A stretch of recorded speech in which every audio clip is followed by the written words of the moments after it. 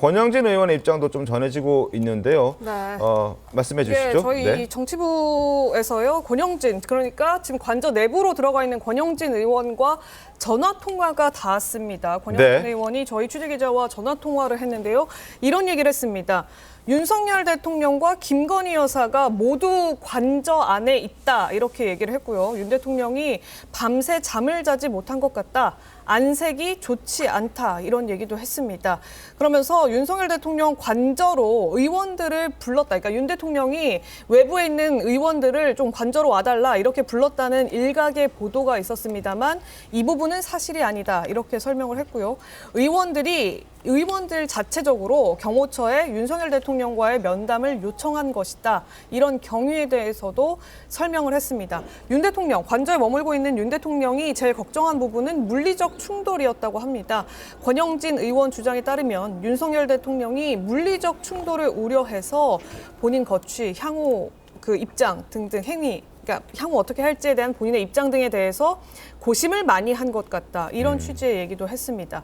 저도 좀 궁금했던 것이 이제 김건희 여사의 행보도 좀 궁금했거든요. 이제 관저에 윤석열 대통령 체포를 하러 복수의 수사기관 관계자들이 들어가 있는데 김 여사는 과연 이 과정 중에서 어떤 심경일 것이고 또 어떤 입장을 취하고 있을까, 이 부분도 조금 궁금했는데 지금 권영진 의원 얘기대로라면 관저 안에 일단 같이 머물고 있다, 이 얘기까지는 저희가 확인을 해볼 수 있었거든요. 네, 저도 김건희 여사에 대한 심경을 제가 추측할 수는 없으나 네. 전반적으로 지금 현재 윤석열 대통령이 처한 상황에 대해서 조언과 대화는 지속적으로 해오지 않았을까 싶습니다.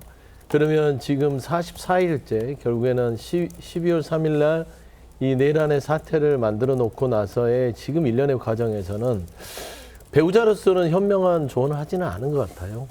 보통 현명한 배우자였다면 그러지 마시고 법적 절차에 따라서 정당한 주장을 하시는 게 낫지 않겠습니까?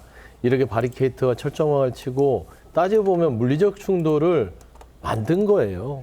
그래서 자초했다고 얘기를 할 수 있죠. 그런 부분에 있어서는 좀 현명한 조언은 안 하지 않았을까라고 저는 좀 개인적인 추측이 되고요. 네. 지금 말씀한 대로 이제 자진 출석에 대해서 계속해서 윤석열 대통령과 그 변호인 측 얘기하는 것은 굉장히 꼼수입니다. 그러니까 결국에는 체포영장이 진행이 되지 않도록 함으로써 본인이 자진 출석의 형태를 띠므로써 인신의 구속을 피하겠다는 어떤 하나의 또 끝까지 이 어떤 편법과 꼼수를 생각하는데 영장은 집행에 따라서 가는 게 맞습니다. 다만 차량 자체가 경호에 있어서 좀 부실하다면 네. 호송차가 아닌 경호원들이 준비한 경호시설이 된 차를 탈 수는 있으나 영장이 집행된 상황에서 경찰과 공수처를 물려서는 안 된다. 알겠습니다. 그들은 왜냐하면 말하자면 자진 출석이 되면 조사하다 언제든지 돌아갈 수 있습니다. 네. 그런 부분에 있어서 그런 법적 부분들도 있기 때문에 공수처가 절대 이걸 물러날 수 없는 상황이다. 이렇게. 자, 저희 정치부가 권영진 의원, 현재 관저 안에 있는 권영진 의원과 통화한 내용을 조금 더 전해드리도록 하겠습니다.